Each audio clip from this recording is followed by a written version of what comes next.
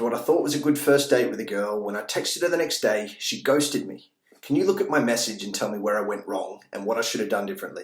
Okay, I've coached hundreds of men on this, and never have I seen an example so perfectly encapsulate 5 mistakes way too many guys make when it comes to first date follow-up texts. Stick around, because after I'll also show you the perfect way to word this message. First, here's what not to do. Hey Natalie, I really enjoyed getting to know you last night. In particular, your joyful nature and personality. I think it would be great to see you again. If you feel the same way, perhaps we could organize something. Otherwise, if you're not interested, it was still great meeting you, and I wish you the best of luck with your future. Okay, let's look at where he went wrong. First of all, the length. This message is too long and he sounds overeager. Plus, it sounds insecure the way he over-explains himself. 2, the compliment. In particular, your joyful nature and personality. Look, I get it. Women like compliments with context, but calling her joyful or saying you like her personality is about as generic as context gets. You're better off either referencing an example of her joyfulness, like a joke she made or something you both laughed about, or just scrap the line altogether. 3, the uncertainty. Phrases like, I think it would be great to see you again, or perhaps we could organize something, sound uncertain. It's almost like you're asking permission to ask her out, because you feel unworthy. Number 4, the lack of specificity. When arranging a follow-up date, there's no need to first gauge your interest. Assume it's there unless proven otherwise. Want to get dinner next Thursday sounds far more assertive and self-assured than, would you like to see me again? And 5, the implied rejection. I know you want to be respectful and show her that you're not going to be an arsehole if she rejects you,